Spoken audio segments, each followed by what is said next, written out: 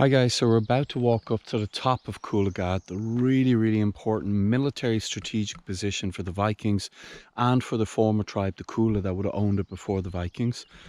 And just want to, so people can really visualize it, here you have the cell towers, here you have the view going towards the sea, Wicklow is this way, and here is the entrance to it. Now all here has to be reforested again. But I just want people to look at this with new eyes. So people from the area, of course, know how beautiful this is. Of course, the cell towers really aren't good and they should be relocated somewhere else if at all possible. But for the meantime, what I'm suggesting is if they can't find another location, they would be located more in the center of the hill. Or relocate somewhere else would be the best option. So let's take a look at it with new eyes and imagine this as a tourist destination that's connected to Cuala, which is your local beautiful ring fort still intact on the former golf course just below here. And then imagine that in the golf course centre, that was the Glen golf course centre, that becomes your Celtic and Viking centre. So people come and visit, they learn the history of the area, which Yasmin Fortune has put so much work into, you know, researching all the documents and literature she can find, try and cross-relate it with specific details to really hone down where is the centre of the Cuala kingdom, you know. And she believes it is definitely this area, Sugar Loaf being the nucleus point of it. And the Cuala owned a vast range in this area, from Powerscourt all the way to southern Wicklow. So let's take a look. Look how amazing this is. So now that the trees have been cleared, I want people to imagine 1,000 years ago, so 1022, the Vikings have taken this whole area. Formerly the Cuala owned all this area to the sea. There would have been fishing here, there would have been cattle here. And then look at what we can see over here. Okay, look in the distance. So you have Brayhead, the little Sugar Loaf. You have Shankill, taken also by the Vikings. You have Dalkey Island, as far as I know, was an island used for taking slaves off, but that could have been in the Norse time, you know, 100 years later, after 1022. But slaves were brought in ships onto Dalkey Island and then taken off.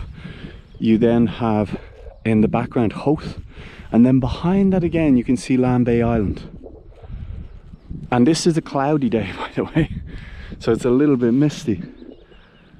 But look at the gem that we have here, guys. This is just stunning. So in the PowerPoint, which I will make live in the next few months, but we're presenting it to On Board Fáilte and the Paul Hogarth Company, which have been hired by the government to do research for the Wicklow uplands and for our area, to see what's the best way to use Wicklow, what's the best way to work with the uplands, Glen. And what we're proposing is, here you have the most incredible view. Why would you, and look what's right beside it. Okay, look here.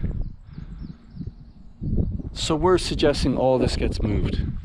That once again, the hill fort and its importance here, and people debate whether or not it was a hill fort. I think once you see the view from here, you realize this is such an important military position to hold, especially when your main opponent is right over here, right? They're behind the trees on the other side of Glen Downs. So what we're proposing is that this would all be moved back. This becomes a viewing platform here where people can stand up. There's loads of signage all about the Vikings, the Battle of Delgany with King Sihtric in 1022. Everything that took place around that time. And of course, the beautiful history of the Cuala. Then the next tribes are the O'Tooles and the O'Byrnes or the O'Briens. This has been cleared. What I'm asking Cuilcha to do is to consider only planting native species. As they harvest all of here, we only plant native species in. And you can hear the birds, look. This is where our wildlife is living. It's living in here. There's very little wood here. We are going to be building here soon in Coolagad. Here I believe there's a large development coming. So what's really important is we offset all the huge amount of building we've done in Greystones and Delgany with creating one large native wood here. And this native wood then connects to Glen of the Downs, which is one of our protected areas and national parks of really great importance in terms of the sessile oak that is there. So that's a very rare type of forest that has mostly been wiped out in Ireland. They were all cut. So just imagine here, you'd have your low-lying species as you come up the hill, so that the view here is not taken at all. So here, in this part here, you'd actually have no trees. Nothing would be planted within the first 20 meters.